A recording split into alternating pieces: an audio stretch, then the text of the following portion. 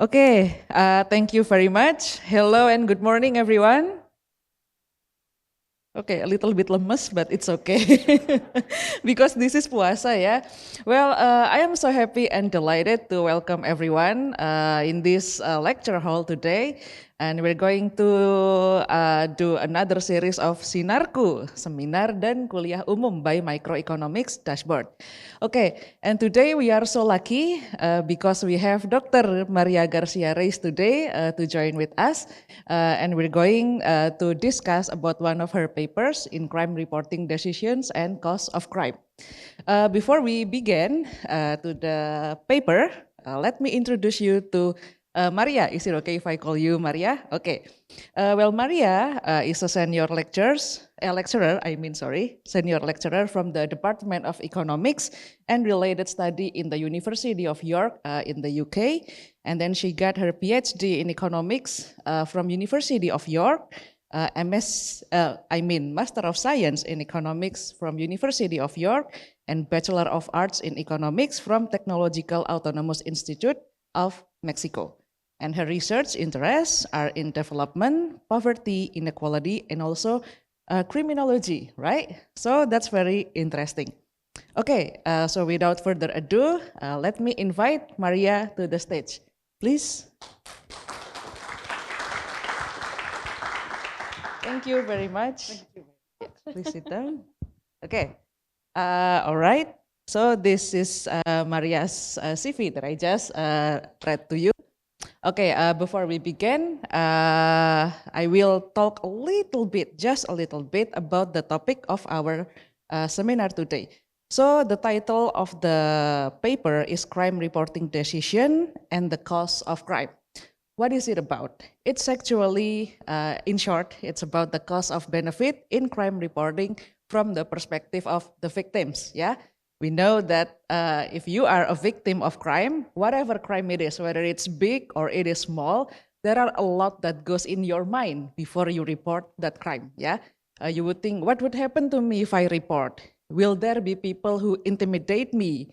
And what's the cost of me to report? Will the official actually believe about the crime? And then how the crime hurts you, it will all goes into your mind.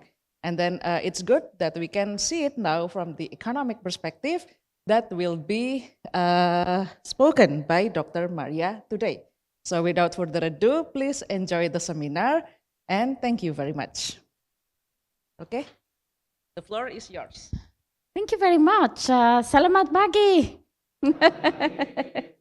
So it's a pleasure to see you, and it's so nice to recognize faces. So some of the girls and the boys here have come to my lectures, some lecturers as well, so it's very nice to be here. So today we're going to talk about two things. I also have a little surprise for you. So we're going to talk about crime reporting decisions, and once I finish with that, I'll give you a chance to ask questions. And I want to present a case about a prison that was going to build in the UK. And thanks to researchers, it didn't happen. So I want to show you how that came about, okay? So to start with, I'm going to start with the paper. So this paper is about crime reporting decisions. And one of the key points of this multidimensional decision that individuals take when they are trying to report crime is that individuals might have to choose to report a crime based on several factors, such as how severe is the crime? What is your perception about the effectiveness of the law enforcement? If you think they are going to do anything about it or they are not going to do anything about it. It also has to do with some social stigma or social norms. If you are trying to report a family member or you're trying to report a crime that happened in your neighborhood and so on. So this paper is about the personal motivations that you have to report crime, but it also has to do with economics and rational behavior at the end of the day. So this is rational behavior. We expect individuals to be rational, And we also account for differences into the personal characteristics of the individuals. Where do they come from? What sort of income they have, and so on. So let me start with the motivation for this paper. So why are we interested? And some of those of you who joined me for the guest lectures, I told you that cost-benefit analysis was very important. So we want to have cost-benefit analysis in order to decide what are the best things to do about crime. If we want to build a prison, or if we want to know how much crime there is in a certain area, we're interested in performing cost-benefit analysis.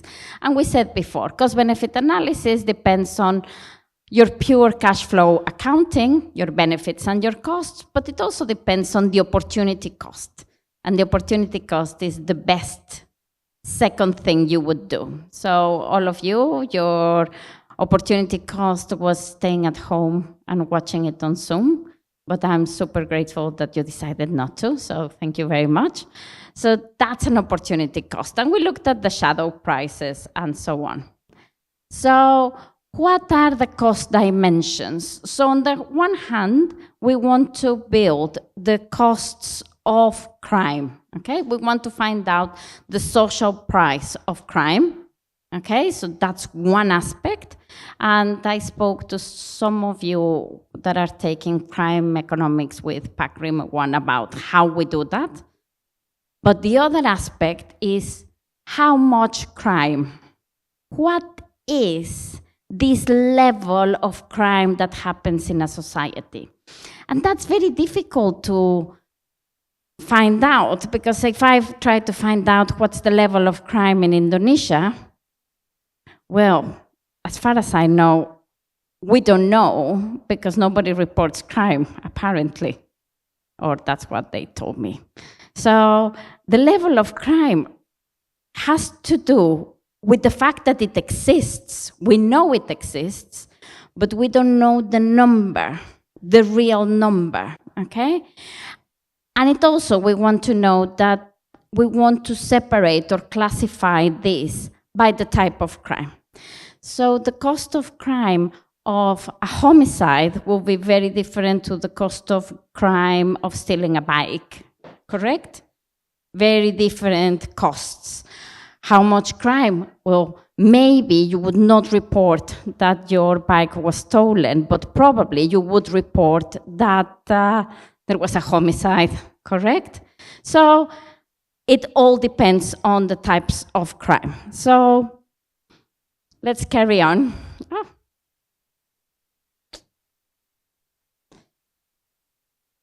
So the paper is going to develop a model on crime reporting decisions based on an economic approach or rational behavior.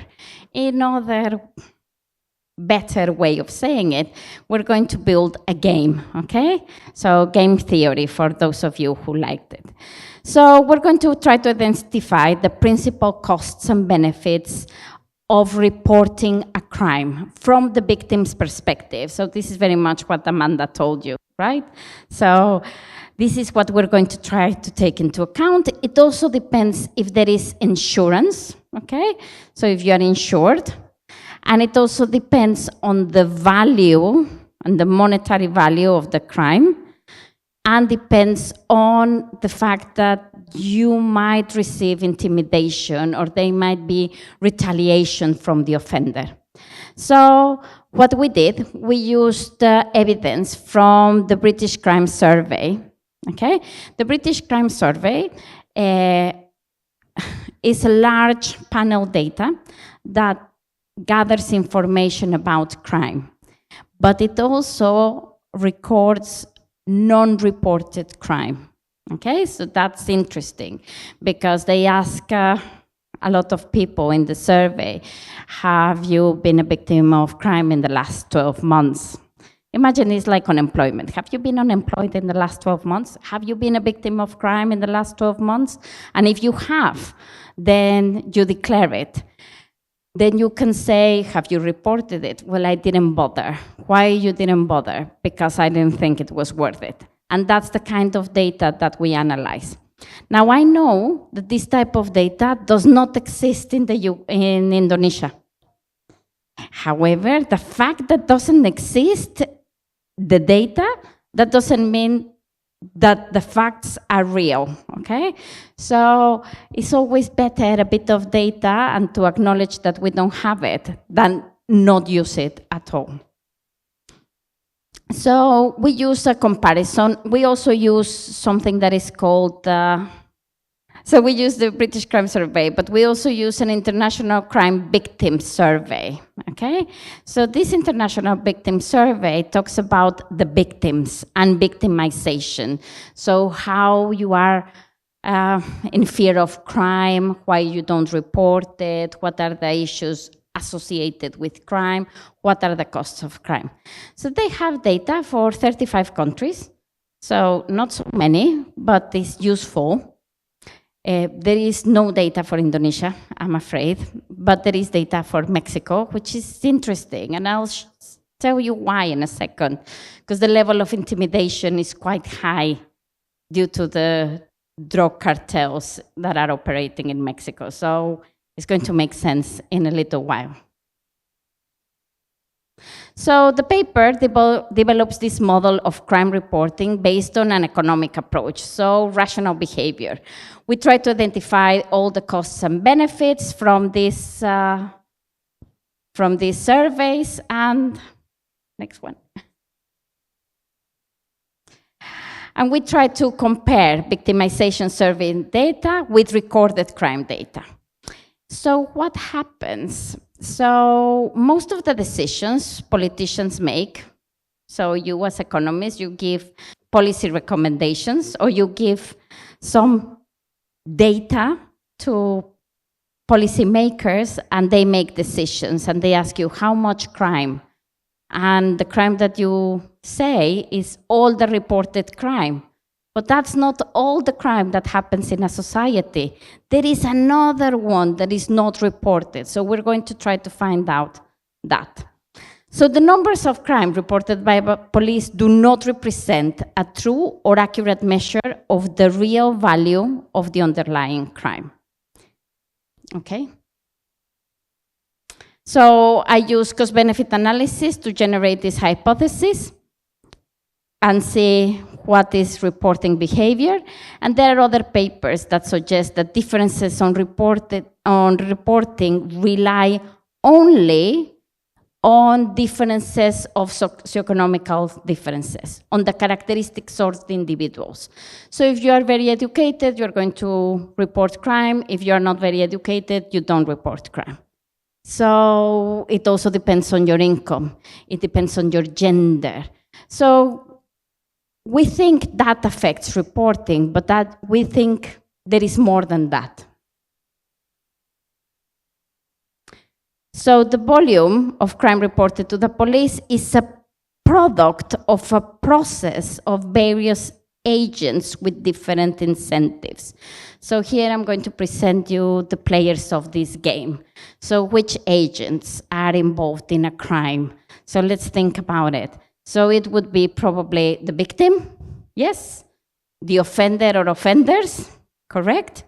The criminal justice system, that includes the police, the person you call to say there was a crime, and so on. So the victim decides to report this crime based on these private and social costs and benefits associated with this reporting decision. So here is the game, okay? So look at it. So V is for the victim, P is the police, PR is the public prosecutor, and O is the offender. So the game starts once the crime has been committed, okay? So the victim has the following terminal nodes. Do not report the incident, okay? I don't report it, they stole my handbag, nobody's going to give it back, I don't care. I don't report it. Then you report it. the police has two options, and the option is to record it as a crime or say, it was nothing, I don't think it was a crime, it was just your handbag. It only contained your pencil case, who cares? Okay, so it's not a crime. Or recorded as a crime, well, they stole your handbag, but it had all your tuition fees inside your bag, so of course it's a crime, okay? And they also hit you in the middle. No. Then the public prosecutor has also the chance to drop charges, say, well, actually, there is not enough evidence. So they stole your handbag. Nobody was there. So, of course, there are no witnesses. You cannot prove it happened. So you just carry on. They drop charges. Or they say, well, there is evidence this actually happened. So they press charges. At this point, the offender comes in, okay? And the offender has two options: to have some intimidation behavior or not. So they may try to hurt you and say, I think you shouldn't have reported this crime. Or carry on. And the victim then has two options: withdraw and say, no, actually nothing happened, it's okay, or something happened. So you can see this game has all these 6 terminal nodes, and if you put it in terms of game theory, the solution of this game is backward induction, correct? So you start anticipating all these things, and then you say, well, actually, yes, I'm going to report this crime or not, based on these costs, okay? All of these are costs. As far as I understand, in Indonesia, you have also an extra cost here when reporting. It's not only social cost, it's also an economic cost, because the administrative costs are not covered. So you have to take that on board. Think about it, that all of this is not only a pure game, it's a mixed game, because it includes some probabilities, okay? So here, if I go to the offender has a probability P1 minus P to intimidate you, correct? The prosecutor also is playing with some probability. Also, the police. So this is a more complicated game because there are probabilities involved. So the solution to this game is a mixed strategy, because you really don't know. You go to the police and the policeman just had a nap and he doesn't care. So like, no, let's just not write this down, okay? So there is also that. So this game is more complicated than we think. So the victim will make this decision based on a backward induction process of all these possible outcomes. And this sounds very reasonable. So unfortunately, I think at least some of you have been victims of crime. And when you go home and you tell your parents say, don't bother. No, but it was my favorite handbag.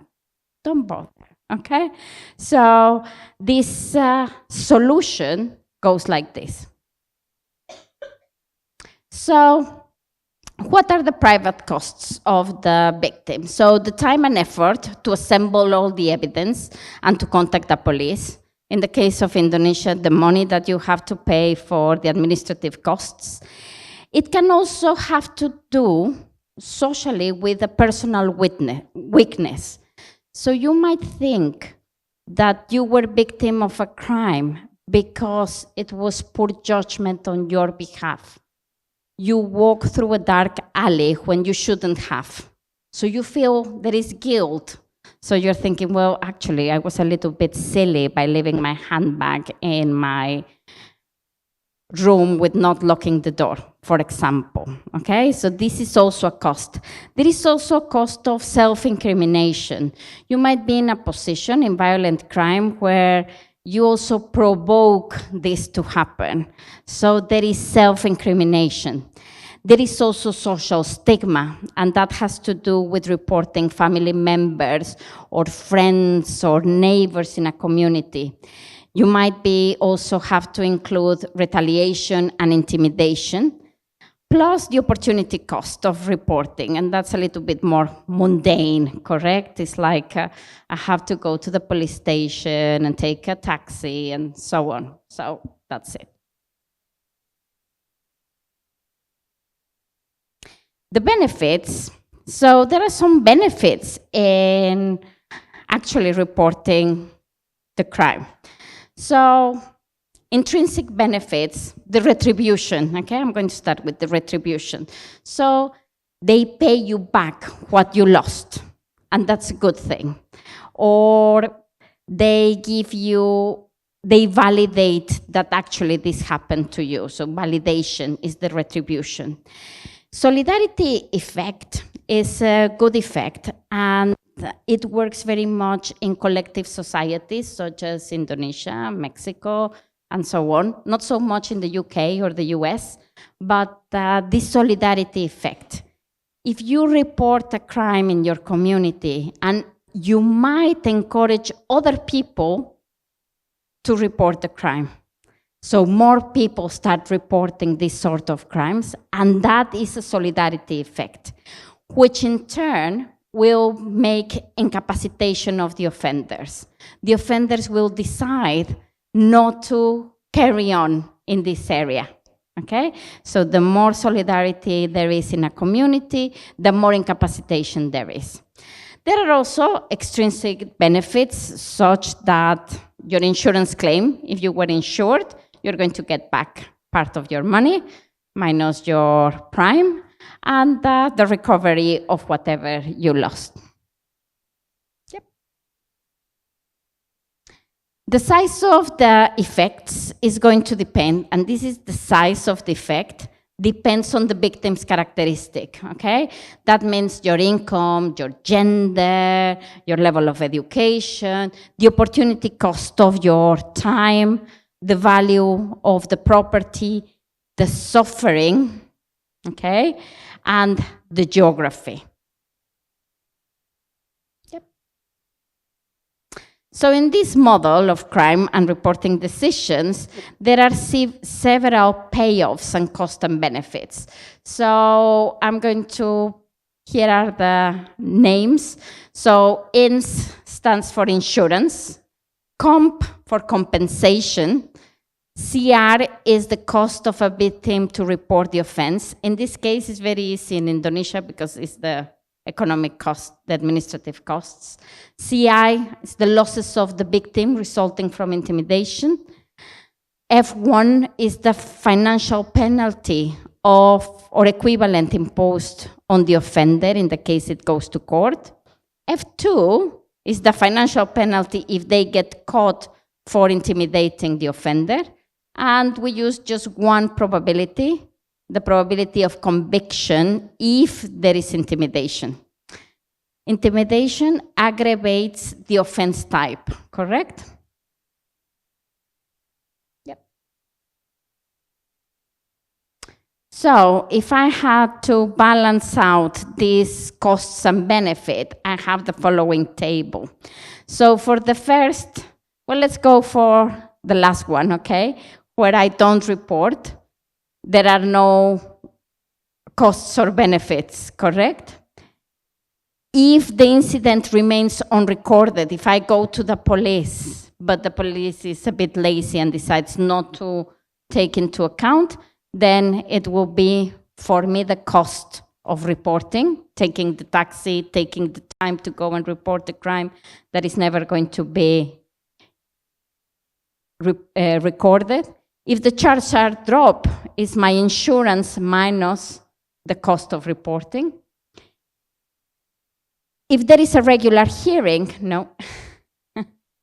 If there is a regular hearing, it's going to be my fine or my penalty for the offender, and the payoff is going to be your insurance plus your compensation minus your crime reporting costs. If there is successful intimidation, it's going to be the probability of intimidation times the penalty if you're intimidating and you get caught. The payoff to the victim, insurance, minus the cost of reporting, minus the cost of intimidation.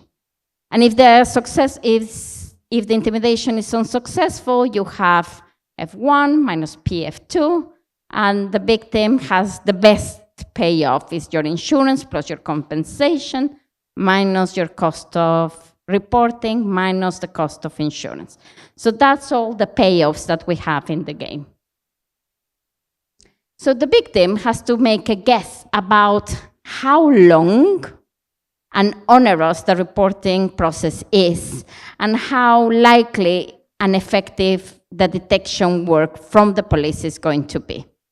So you have to have some kind of trust in the criminal justice system, some kind of trust. But this goes two ways in behavioral economics. If you don't report, well, the police just goes to sleep, correct? In this game, they say, well, nobody's going to report.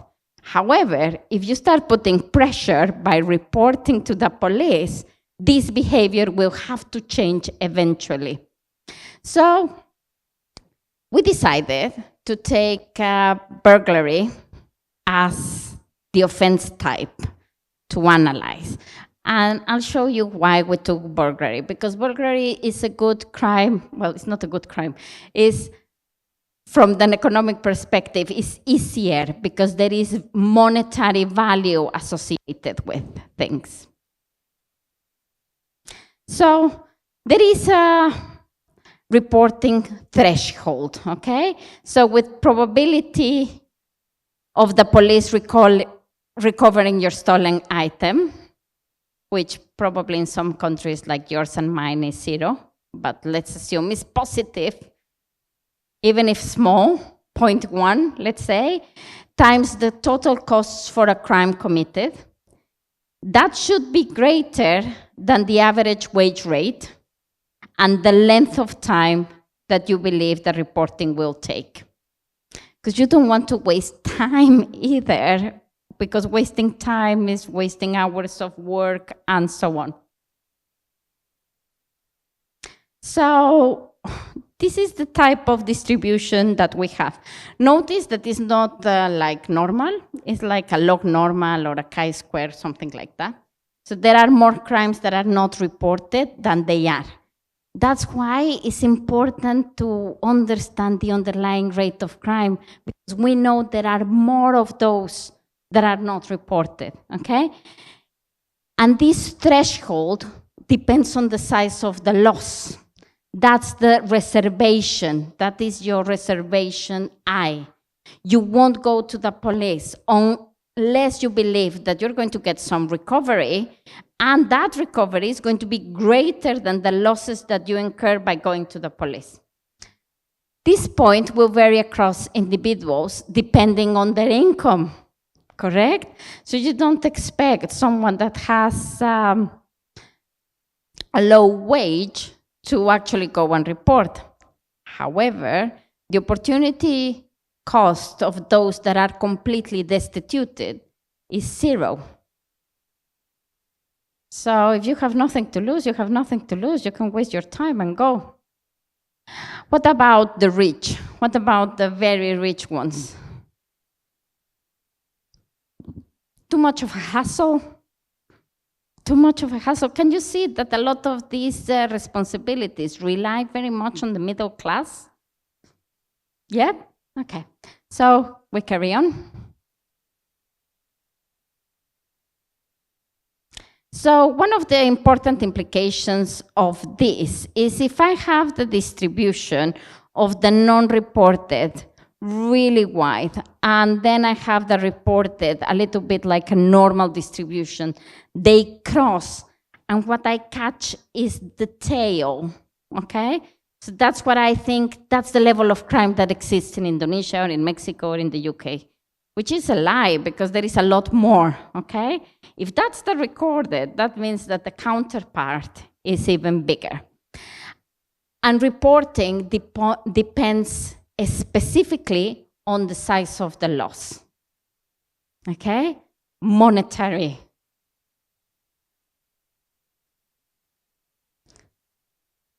the bigger the size of the loss, the bigger the process of intimidation. So let's think. So they stole your handbag with your pencil case. Nobody cares. Neither the police, nobody cares, okay? It's fine. The offender might say, I'll give you your pencil case back. I don't care. It has no value, neither to the offender nor to the victim. However, if the size of this is huge, you had your tuition fees in your handbag, intimidation will happen, okay? So reporting depends on the size of the loss, but intimidation also depends on the size of the loss. So you have these functions together, okay? So reporting is a necessary condition, but it's not sufficient for recording, okay? Because the police may not have enough evidence to do anything about it. The next step that we did was looked at empirical evidence to see whether these characteristics were possible. So look at this. So I have the reporting rate, okay? Can you see? The reporting rate is very high for burglary, for theft, for property crime, big property crime. But as you keep going down, for example, violence is a 50-50 chance. Sexual offenses are hardly reported because, of course, the intimidation, the whole process itself, from the point of view of the victim, is not worth it. In economic terms, you know, it's like, why would I put myself, this happened, why would I put myself through all this? And then the probability of the offender being punished is small. The probability of conviction is small. So household violence is the least reported crime. So see, reporting really depends on the size. The seriousness, okay, also goes together. So we looked at the value of property loss in burglaries in different countries, okay? So look at the percentage rate of reported burglaries. England and Wales, 95%, 94%, Scotland 95%, Northern Ireland 87%, and so on. So it's usually very high. It's interesting to see Portugal. Portugal is a lot lower, and one can believe that the criminal justice system might not be as effective. So your incentives for reporting are lower. This is the mean value of loss reported. So it's relatively high, okay? So that has to do with reporting. And we looked at the number of households that are interviewed. Not so much, okay? But I'm able to make some strong use of the central limit theorem. But you can see that in this data set, the number of households interviewed is relatively small. Next. So the reasons for not reporting your incidents. So this survey asks for what are the reasons. So some of the reasons are, well, it's trivial.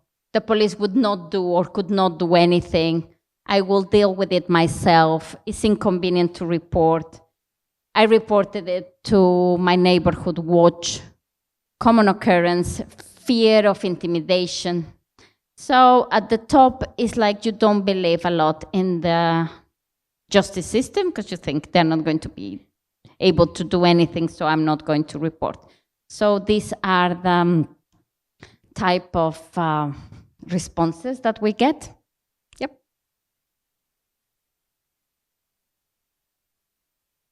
So, of course, as we are economists, and so are you, what's the next thing that we did? Let's run a regression, okay? Let's find out if this is true. So we did, and it was nice, okay?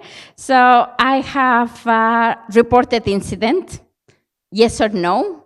So this is a probit or a logit model, yes? So it's a truncated answer. And against just the fact that they had insurance or not, and the value of the loss. So super easy, no? And I wrote a paper, so please write a paper as soon as you go home. So these are the results. The evidence shows like it's good. I had 407 observations. I find that all my parameters are significant. If there is insurance, yes, you report, and the value, yes, is positive. So very easy. What do I wanted to really regress here? I wanted to regress intimidation, okay? That's what I wanted to regress. But there is very little data on intimidation. Can you see why? It's very easy, you know, for not to declare that you are scared that someone is going to do anything. I strongly believe that intimidation has a bigger weight in recording. For example, in a country like Mexico that we are completely taken over by drug cartels, recording is almost zero. Nobody bothers because of intimidation. In Indonesia, not a lot of people record, not because of intimidation, because you don't believe in the criminal justice system. Or the cost, the private cost is too high because it has some economic implications. So it would be interesting, right, to find out what is the real level of crime in a society. The implications of this model show that reporting offenses and intimidation may have a significant influence on the behavior of victims. So, right, what Amanda does, behavioral economics. So it may be relevant to notice that it's critical to use the mean loss from all incidents referred by victims, not just those incidents that are reported to the police. Because the value, as we saw, is a lot higher for those ones who don't report. So let's do simple maths, even if you are too clever. So suppose the police holds statistics for 100 burglaries recorded, and the average loss is 300. From survey data, you have that there were not 100 burglaries, but 200. This is twice as many as the ones that were reported, with an average cost of 200. So if you want to estimate the cost of crime, just the cost, okay, the financial, the accounting cost, this will derive two sets of estimates. The total cost from recorded would be only 30,000. However, if you use the victimization rate, it would be 40,000. As a policy maker or a policy advisor, what would you say? Well, there were 100 that were reported. 200 happened, victims said that happened. So you would have to say, there are an extra 100 ones, okay? So the total cost will be 200, but that you're multiplying it by the first value, that is 300. That gives you an inflated figure of 60,000. In reality, it's 50,000 because it's 100 at 300, 30,000, and another 100 at 200, that's 20,000. That would be 50,000, okay? So it's complicated to get good figures for the cost of crime. We don't have data on intimidation. It's critical for the estimation of the cost of crime and an accurate measure of the level of crime. In communities where intimidation becomes widespread, the criminal justice system becomes less effective, and this weakens the outcomes. So the example I gave you about Mexico, for example, okay? That's it for this part, if you allow me. So, questions, complaints, anything? No, there is no intimidation. Go for it. If you guys have any question, please feel free to raise your hand and ask your question. This is a very rare opportunity, yeah, to meet Maria, so use the mic wisely. Okay. Yes, please.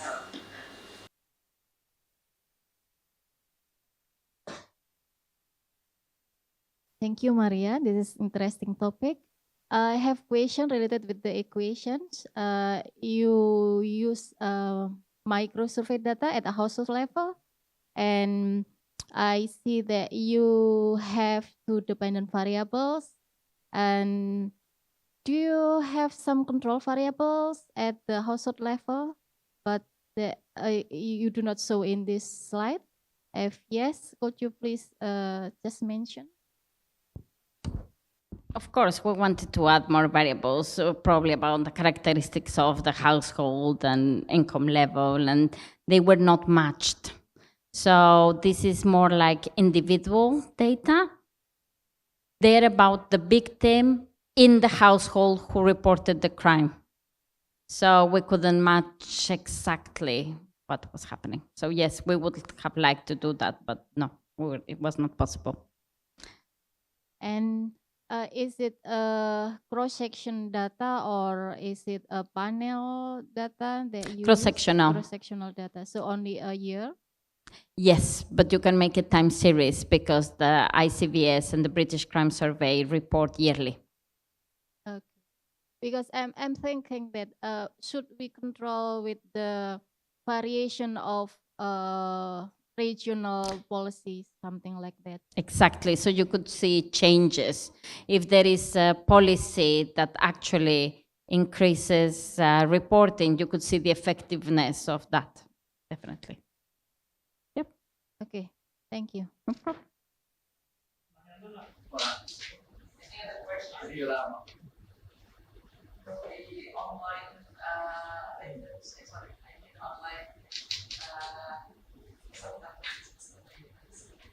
There is a question From the Zoom people.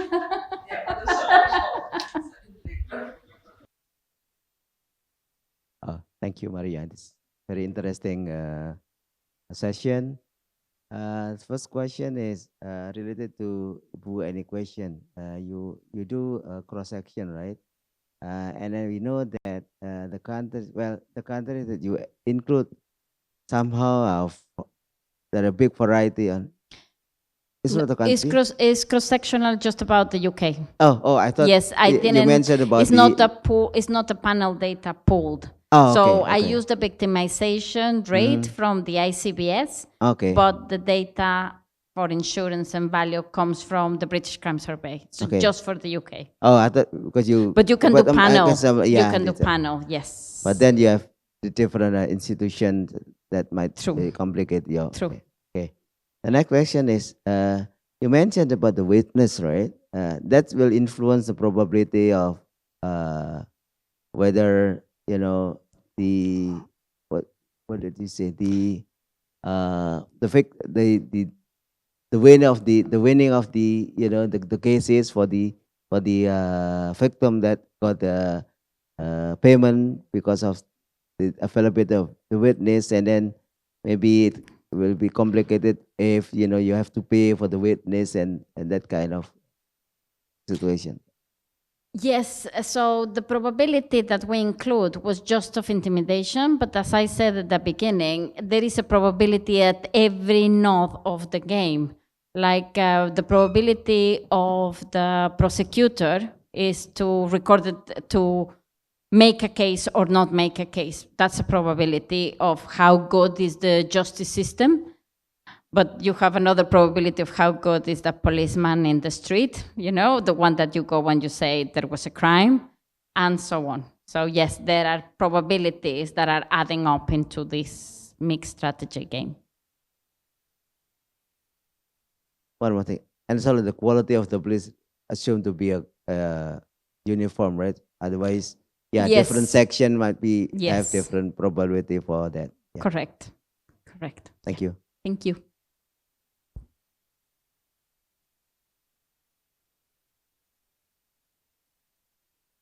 Mm.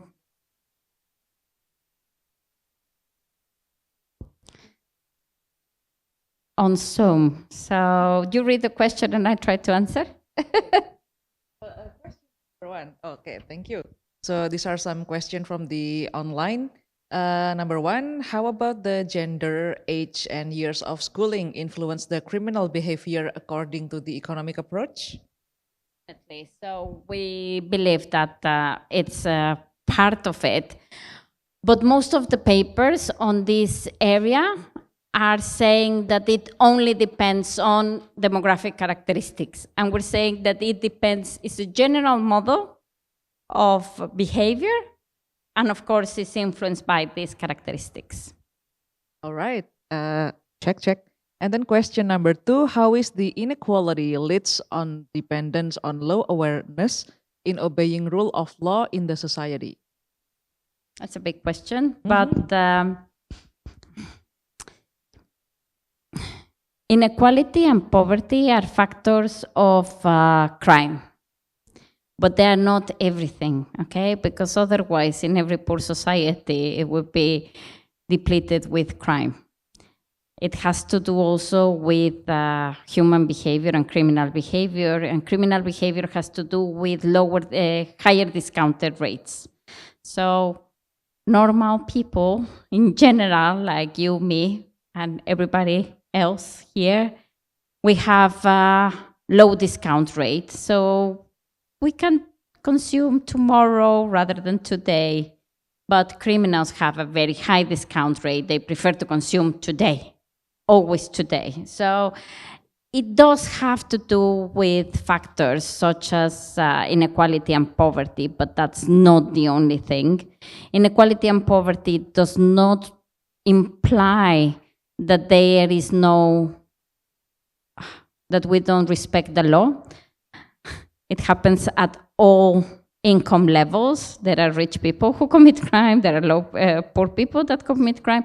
So it doesn't have to do, it's correlated, it's positively correlated, but this is not everything. It's not the only factor into criminal behavior. Okay, and then the next question, can we be defeating dilemma between cause of inequality and the structural problem in access to financial intermediaries and inequality of saving performance? Yeah, well, it's more of the same type of question. Yes, of course, we would like to reduce inequality, and that will reduce crime rates. But there is an underlying crime rate that is going to happen whether the country is rich or poor. There is crime in Norway, correct? So like the natural rate of crime, right? Natural rate of crime. All right, number four. In the context of developing countries, are there significant difference in the factors that influence the decision to report a crime compared to developed countries? Definitely. So one of them is the strength of the institutions. So institutions in developed countries are a lot stronger, whether the institutions in our developing countries are weaker.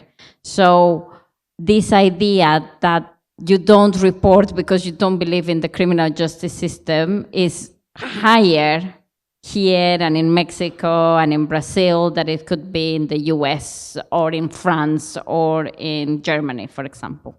That is a sad truth, but I also understand that because in Indonesia, sometimes we just, better not report Better it. not report. Yeah, all right. But and we then- make the institutions weaker. Yeah, it's true. We make the institutions, by not reporting, well, of course, They don't work. they don't right? work. They don't work. How fabulous. Okay, and then the number five is how does the government's commitment to support crime reporting efforts and what are the monitoring and evaluation systems? Okay, so yes, government needs to get a little bit better at making incentives to report. Some of these incentives may come financially, but also could be in the way that people report. So in experimental economics, there is a paper that tests the fact that it's easier for victims to report online Any than numbers? by telephone or in person. So there are other things that the criminal justice system could do. It could be cheaper, because if you have a portal where you report crime, that would be easier than having an office with 5 policemen that are doing nothing. So technology works. That's very interesting. And if I may, I actually have a question for you. Excellent. Okay, so I see that in your model, you only include burglary, right? Yes. But there are a lot of other crimes. Is it possible to use the model for other crimes? But what I am concerned is it is easy to, not easy, I mean it is less complex to measure the value for the burglary, right? But what about other crime, like maybe sexual offender or other things? Definitely would like to do that, but the amount of data doesn't allow you. It's too small, because in those cases, say sexual offenses, violence in the household, not only there is little reporting, so your left-hand side of the equation is small, but also what do you have on the right-hand side? What are the gains from reporting? It's not going to be insurance, it's not going to be retribution, it's going to be conviction. So you don't have a lot of things on the right-hand side. You would like to have intimidation, but we don't have data, so. I see that, yeah, there is no data in the intimidation. There is no data. And also, maybe I miss when you speak, but what is the difference between the rate of recorded and then rate of victimization that you mentioned in the paper earlier? Victimization, so reported is what the governments have. You go to the police and they say there are 5 thefts and 1 homicide and so on, okay? But victimization, you ask in the survey if you've been a victim of crime. So this doesn't mean you have reported it. You didn't talk to the police, so you have, and then they ask you, have you reported it? And you say, no. And then they ask you why. I see, so we need both, right? To You actually need both to measure. compare, I see. yeah. Also, that's why there are different value between. Exactly. I see. Okay, very good. Is there any more question from the audience here?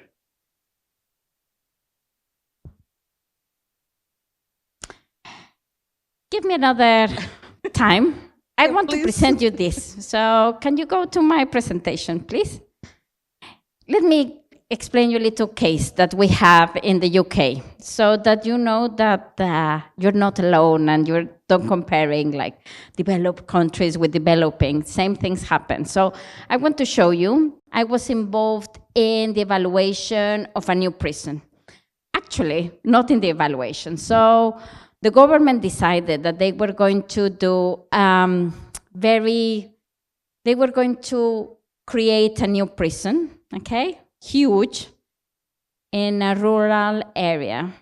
And the neighbors came to me and a colleague of mine, and they said, what do? We don't want this prison here.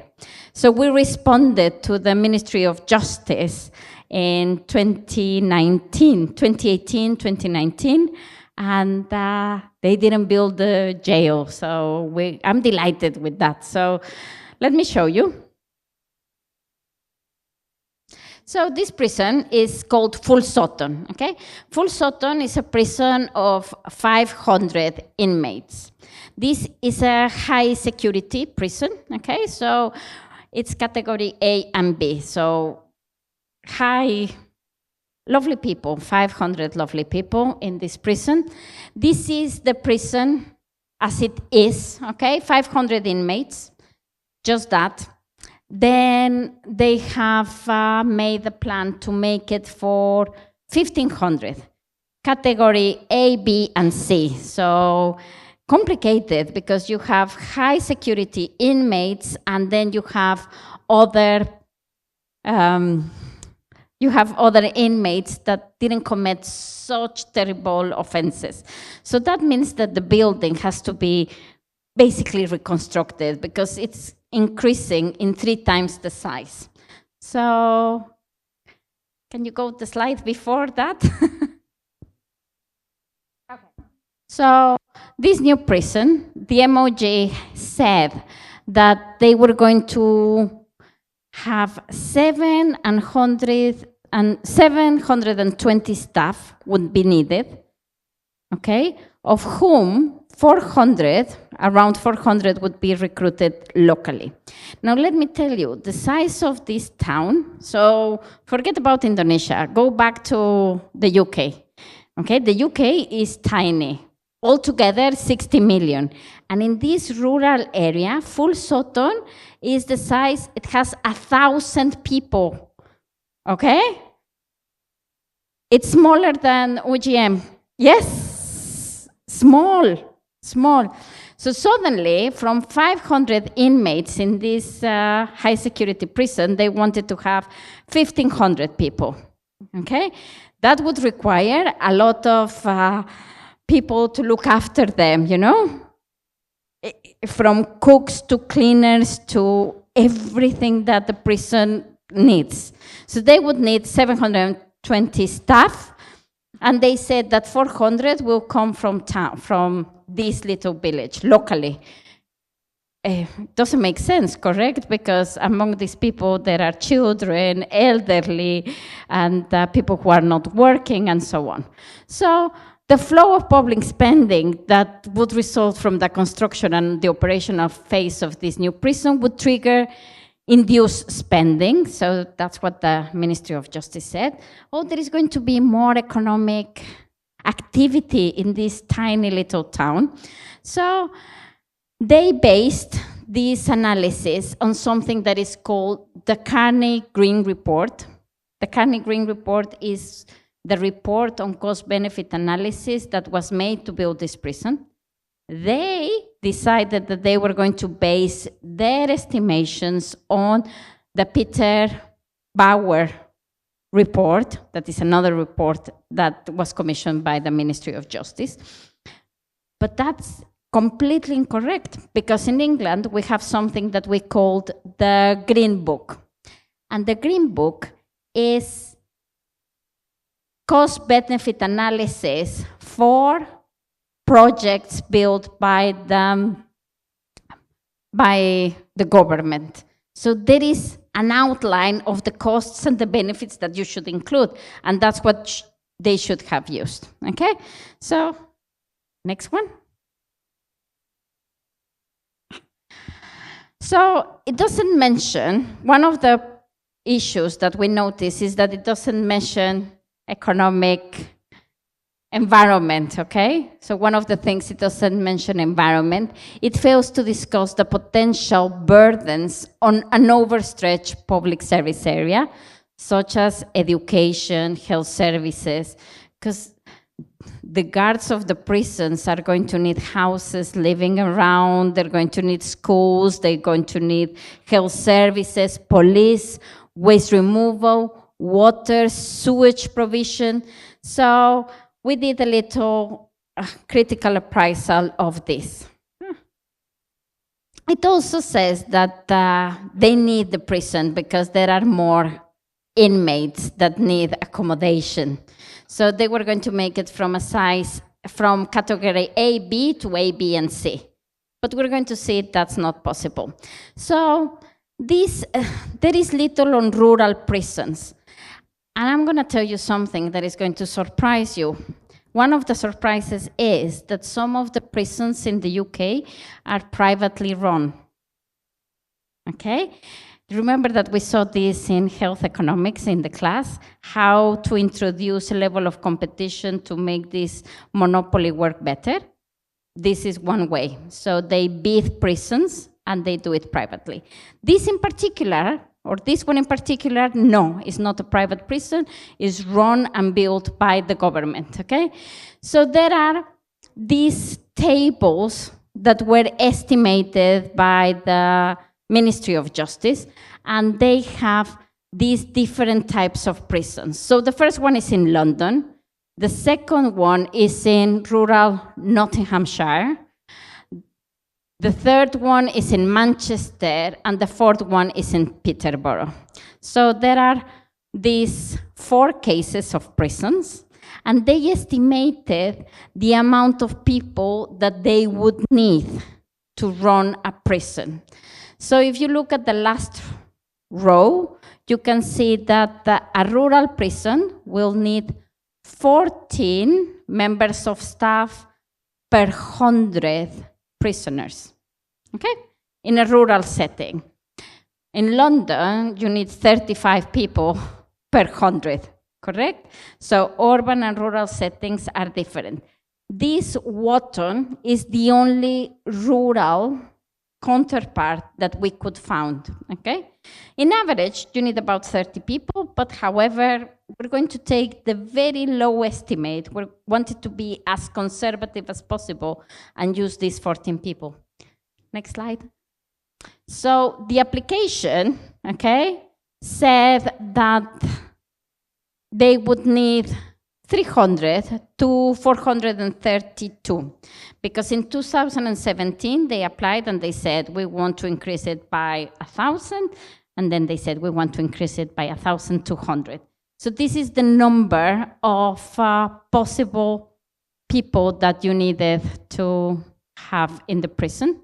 Next. So this implication is that the local job creation capacity is smaller than it would be if the prison were to be built in a more urban area. So for a prison holding 1,400 prisoners, at this rate, it would imply 200 jobs. So we went conservative and we say, okay, let's imagine that you need just 200 jobs. Where are you going to bring them from? The number that the Carnegie Green report suggested, they said they needed 389 jobs.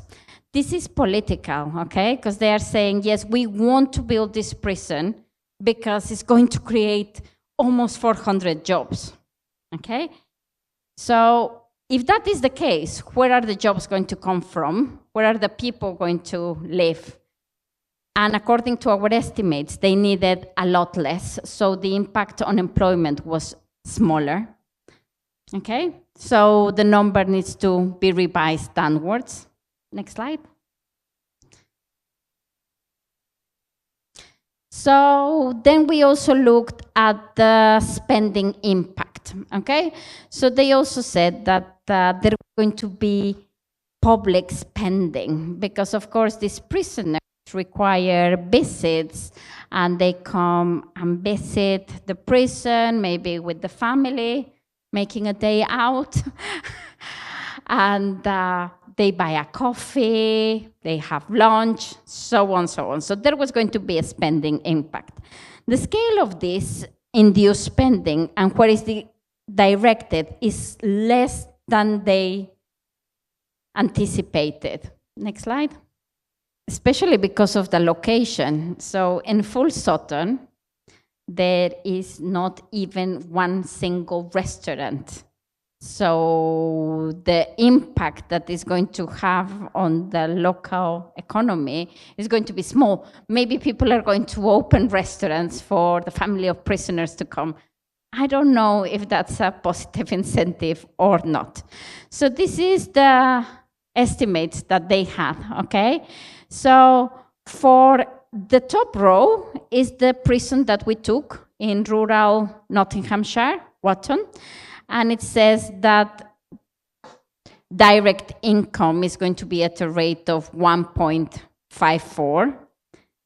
Okay, the average of all the urban and rurals is 3.62, but obviously in their application they use the average, okay, of the four, rural and urban. So of course, the impact was going to be very high.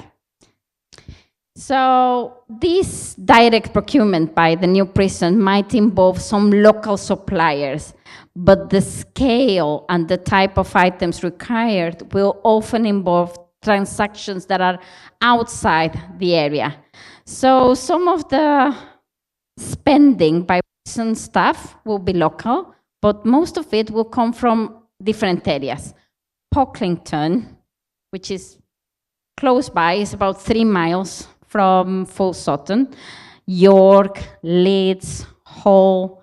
So just this rural setting doesn't have the infrastructure to actually have an impact on spending. Next. So we use the same approach, okay? And we realize that some of the data that the MOJ had, this was published in 2013, but the data was collected in 2007, and guess what? It was not adjusted by inflation. This is something that you do, right? It's one of the things that your lecturers say, well, it's not the same. Okay, so we did that. So we corrected the multipliers. And this impact on local spending was a little bit crazy the way they estimated, but we made this correction of the multipliers. So according to the report, the visitors were going to bring £500,000, almost, okay? So you would expect an inmate to receive 37 visits a year. So that's about once every 2 weekends, okay? And you would expect not a big expenditure, but £9 per visit. In the type of offense relates to the amount of visits that an inmate has. For high security inmates, they don't receive so many visits because people don't want to come see them, one reason. Another reason is that their privileges are smaller, so we don't expect these 37 visits to be actual visits. So this happened. Next slide, please. Another effect that they didn't see was house prices. According to the Peter Brouwer report, the effect on house prices was 0, okay? It's very unlikely that the effect is 0, but they base it on an urban setting. So say that you're living in London, okay? London has the highest house prices in the world, perhaps. Whether there is a prison or not, you don't notice it. However, in a rural environment where half of the population is in prison and the other half is outside, the prices of houses are affected by the prison, okay? So we thought that it's likely that this effect on house prices is not only not going to be 0, but it's going to be negative. Who wants to live next to a high security prison and have your children playing with maybe the children of the guards in the prison? Maybe it's not ideal. It can happen, but it's not ideal. Okay, next slide, please. Another thing that would have an impact would be the road access during both the construction and the post-construction area. So imagine that, yes, you're very happy to live around the prison area, but you may not want to live there while they are constructing it because the roads are going to be congested with contractors and so on. There is going to increase the journey times, noise, and so on. So we definitely thought that the effect on house prices was not going to be 0. Next slide. So I told you a little bit about the population. So the population in Full Sutton is 1,000.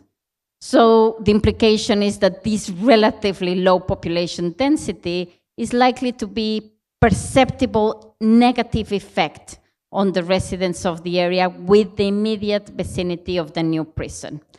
So we needed to find a full assessment to confront questions as, where is the staff going to live? What proportion of the staff would be recruited from the local area? What view would existing local residents take on the arrival of the new prison? Next slide, please. The environmental damage, okay? So local infrastructure. The area, as you saw, is full of greenery.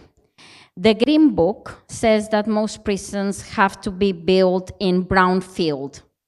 So that means in areas that are not good for agriculture, that are basically not good for many things, okay? However, this area is surrounded by beautiful places, so why would they build it there? Next slide. And the congestion. And the congestion has phases on the construction phase and the post-construction phase, obviously. Next slide. So we also noticed that this traffic congestion will depend on the choice of location with the local area.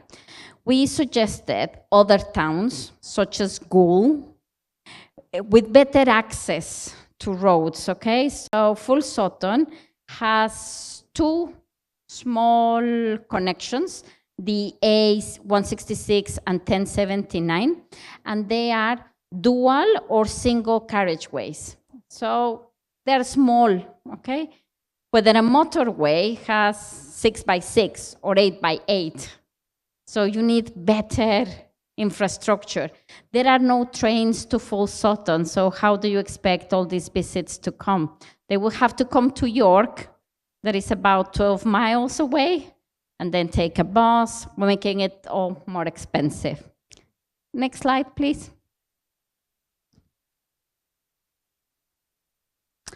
So this tiny village really is not fit for this type of prison, and that was part of our conclusion. So we said this, and we sent it to the Ministry of Justice, and then we got a lot of press coverage, which was very surprising.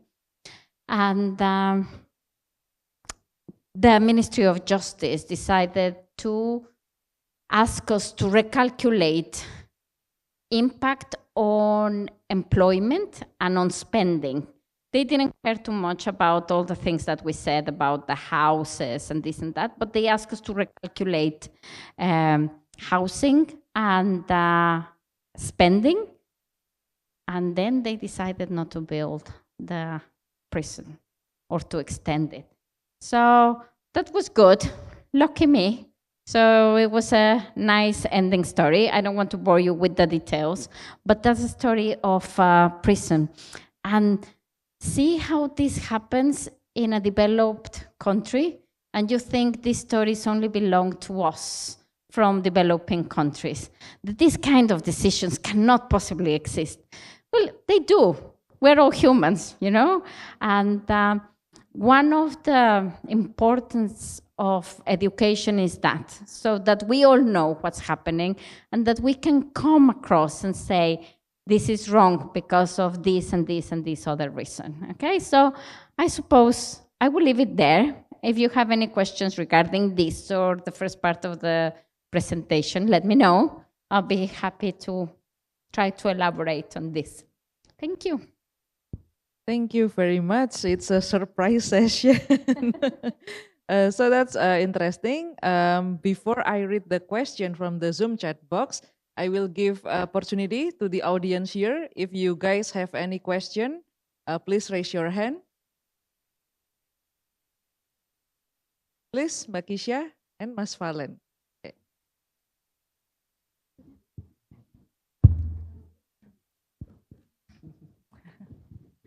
Right. Thank you very much, Maria. I was actually contemplating whether I should ask these questions in your first part of presentation because I know this second part is coming.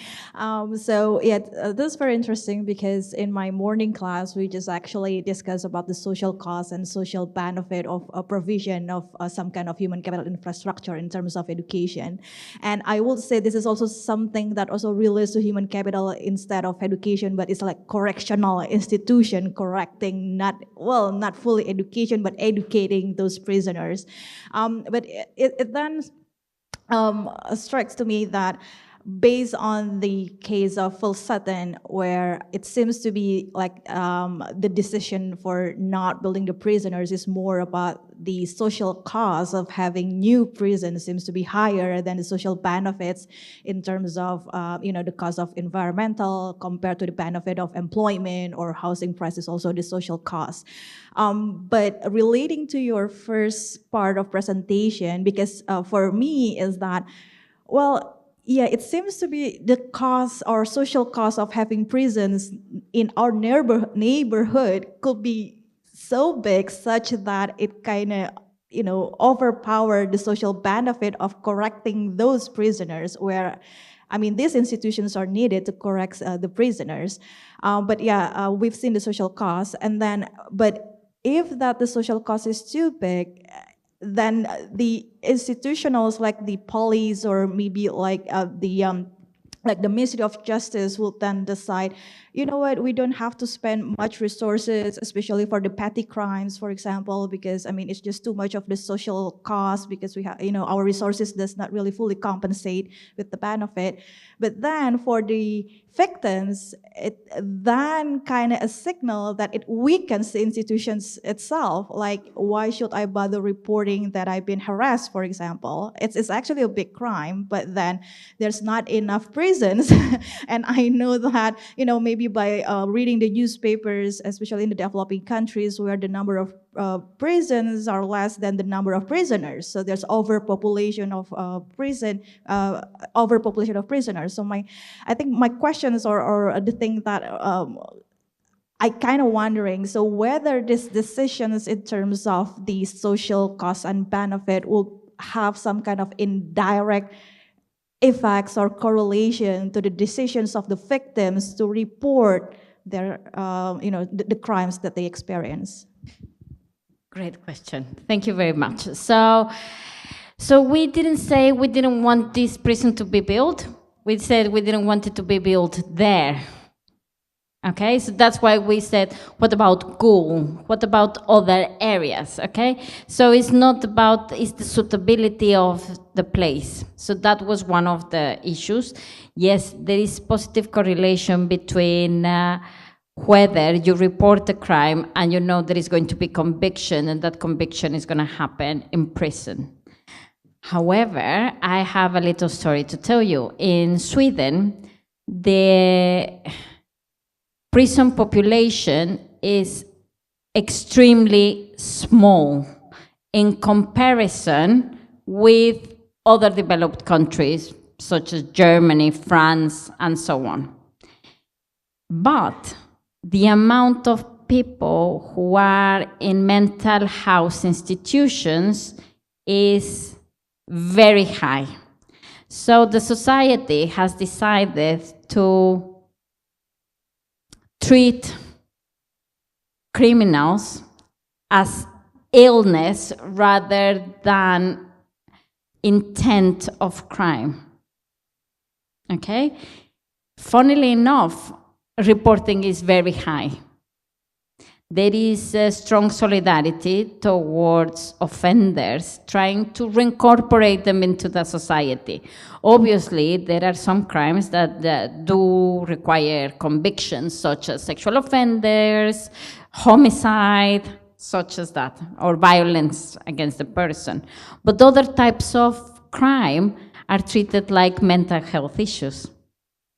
Okay, so there is, but that makes people report more rather than less, because there is this solidarity that it could happen to anybody. So I find it interesting, but yes, we need to have prisons in countries. It's an unfortunate circumstance. We would like to reduce the amount of crime by increasing income, by having less inequality, less poverty. But as we said before, there is an underlying rate of crime, a natural rate of crime that is going to happen regardless of the economic situation of a country. And that's what Sweden is trying to do, to attack that underlying, level that according to them is a mental health issue. So thank you for the question. Anyone else? Palen. Yeah, thank you for the opportunity. Dr. Maria, I have a question about the decision tree, the model.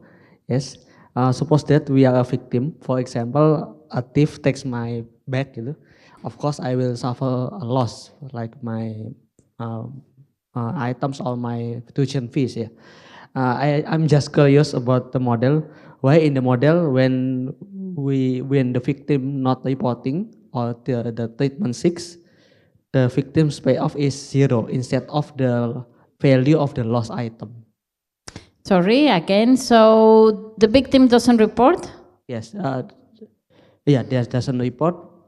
I mean, if we doesn't report, of course we still have a loss by the tuition fees or something else in the bank. Yes, so the cost is the value. Yes, it could be negative, but you internalize the loss in a way. So yes, it's a negative one because you have lost something, but you internalize the loss because you say, I'll buy another handbag, I'll get my tuition fees back, but I just don't want to bother with this reporting because it's going to be more expensive than actually.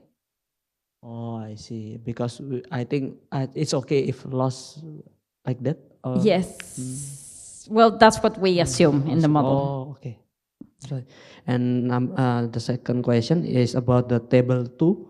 Could you show us the table 2? In the table 2, the mean of seriousness of. Oh, wait, maybe we will wait for yes. Table 2. The beginning. Table 2 in the first slide. For the mean seriousness, what is the range of the seriousness measurement, Prof? It goes 1 to 15. 1 to 15? Yes, so you can see sexual offenses are the most going to very serious, no? We don't have homicide here, but probably that's the most serious one. I'm sorry, the most serious is number 1 or 15, Prof? 15 15 is the most serious, yes. But here, what you have mean seriousness, yes, that's the mean seriousness. So that's the way that you classify it. Oh, so every victim value their seriousness. The highest, yes. Oh, okay, I think it's enough. Yeah, thank you. Thank you very much. Yeah. Excellent. Okay, hello. I would like to introduce myself first. My name is Kansa, coming from Economics major. First off, I want to say thank you very much for the very, very insightful session. And therefore, I have a question regarding the data itself.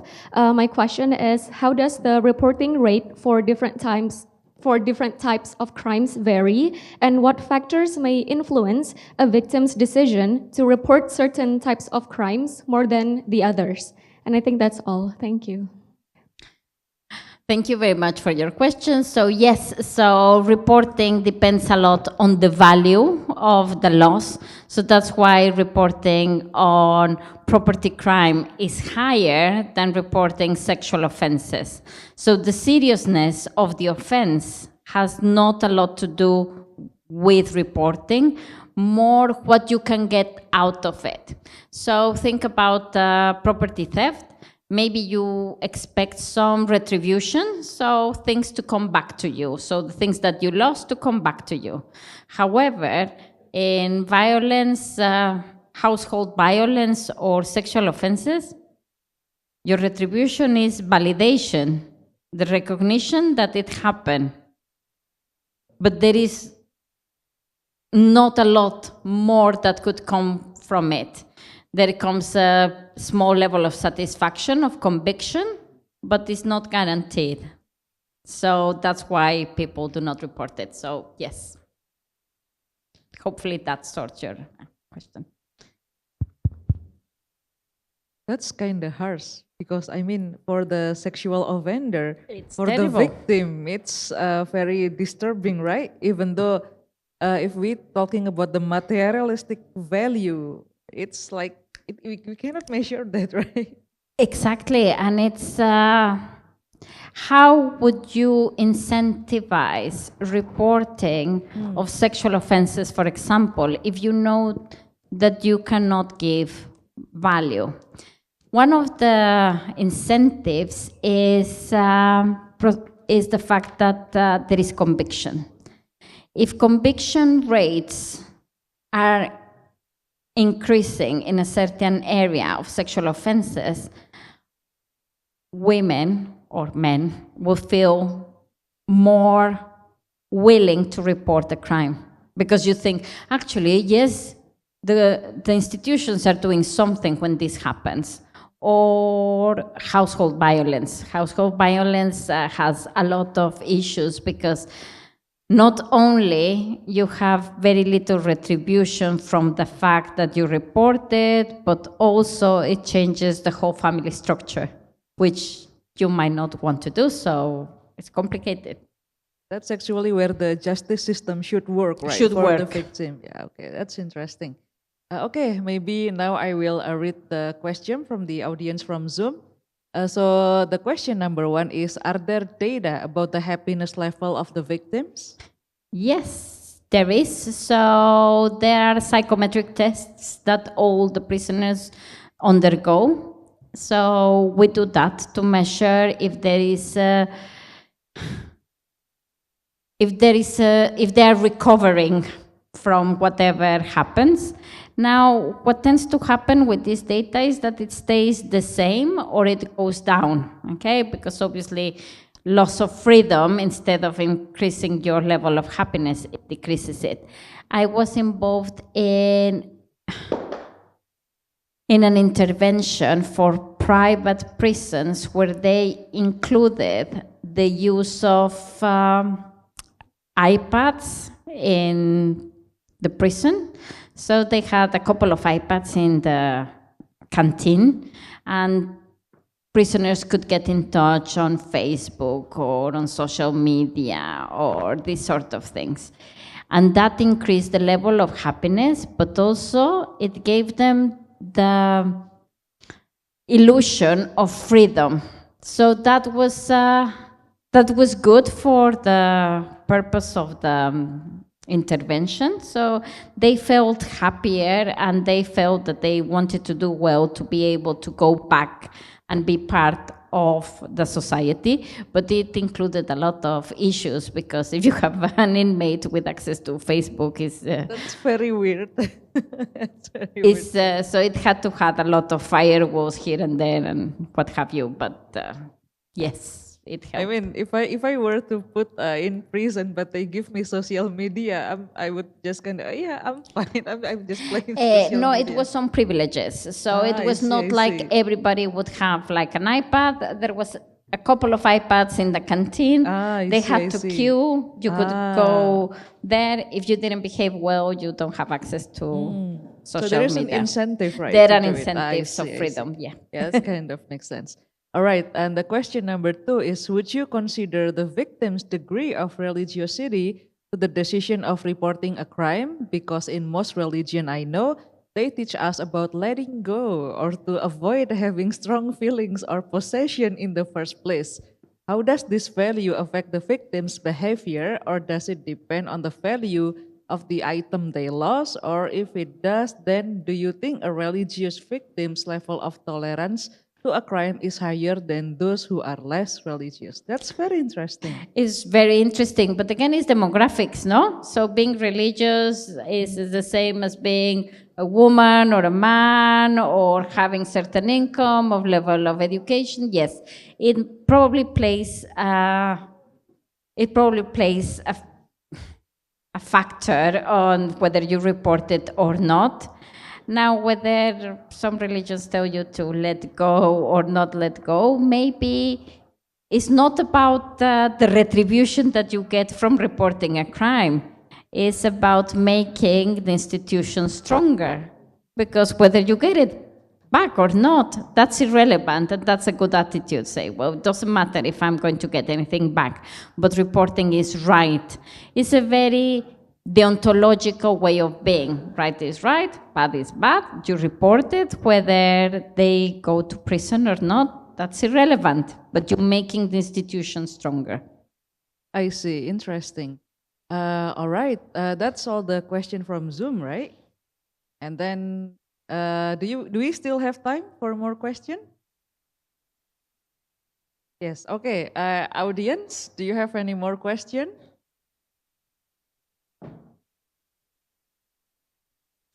No? Obviously, Okay. I was very clear. Yeah. No, thank you very much for having me. It's been a pleasure, and I have a lot of respect for FEB. Great faculty, everybody, it's amazing. From the students to the admin team, to the professors, to the faculty. I'm so pleasantly surprised. So thank you very much for having me, and terima kasih.